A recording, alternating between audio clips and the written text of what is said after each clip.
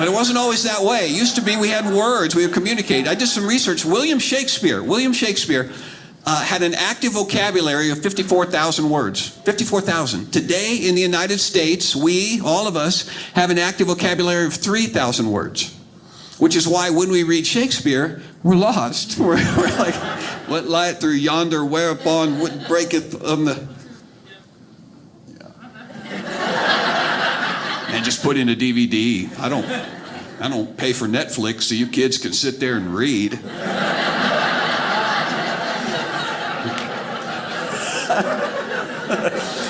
And I started thinking about little kids in the 16th century. Those kids had a bigger vocabulary than I have now as an adult because they were exposed to that language, which means I am not smart enough to read fairy tales to 16th century children. I'd be lost in the kids section at the library in the 16th century. Can you imagine what their books were like? It'd be like, in time past, or not long ago, there lived pigs in stature little, in number 3, who, being of an age both entitled and inspired to seek their fortune, did set about to do thusly. When they had traveled a distance, pig number first spake, saying, "Hearken, brethren, heed this tempestuous realm. Tarry we long from hearth and home, we shall fare, I fear, not well." And so, being collectively agreed, but individually impelled, the diminutive swine set about each to erect for himself an abode. Pig numbered first did construct his house from straw. Pig numbered second did likewise, though rather not from straw, instead from sticks, meanwhile, unique in his imagining. Pig numbered 3 did erect as his domicile, stalwart and garish, a structure made from brick entirely. But soon there happened along, as is frequently the scenario in classic tale of protagonist pig or red-hooded child.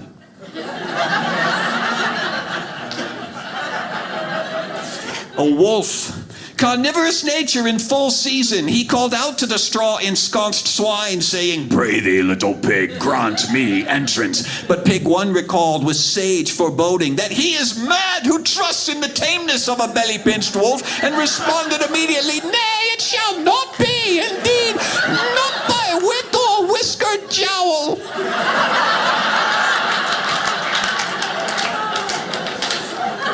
To this most expected response, the wolf replied immediately, "Then steel thyself, little pig. Forthwith shall I endeavor, in blowing means both huffing and puffing, to dismantle yon flippin' flaxen fortress." Whereupon there issued forth from the wolf an exhale of gale proportions that quickly rendered straw hovel to dregs and dross, and carried aloft piglet and shattered quarters both. Exposed now to claw and fang, piglet 1 made haste, wolf in pursuit, to the stick-festooned sanctum of peccary secondary. Causing pig 2 to cry out in dismay, "Well, this knots my knickers!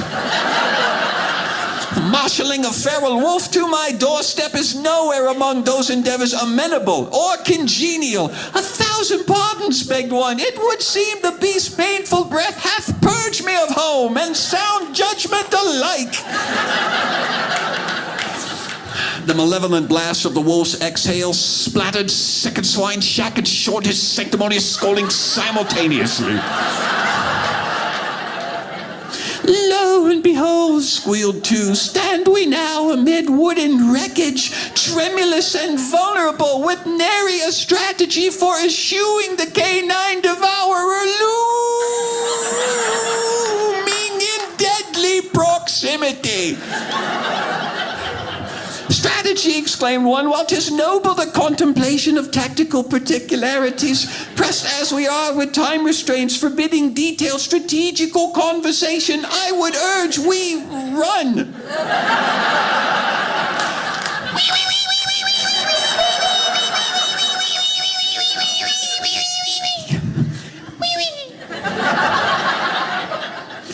Whether by their own fleet-footed competence or the wolf's windless attitude, the bantam porkers arrived at their ultimate kindred neighbor's inexpugnable brick ingress unscathed. Upon the third pig's door, with urgent hooves they pounded, calling out, "Unbar this entrance, and with haste we beseech thee." The third pig hailed from the American colonies. And possessing a vocabulary substantially less robust than his impromptu visitors, replied, "Say what?"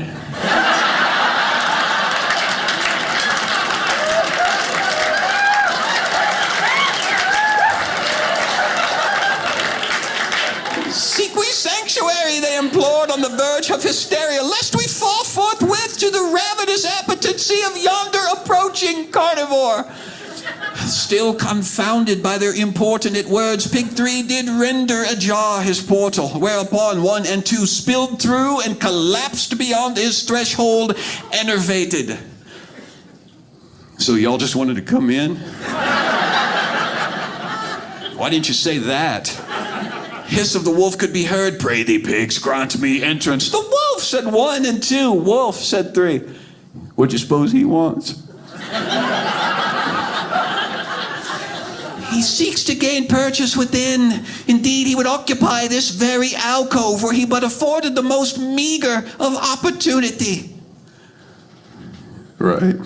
I reckon I'll just ask him what he wants. "Under no circumstances," squealed 2, flinging self against portal. "There is naught to be gained accosting external opponent, save our own immediate demise."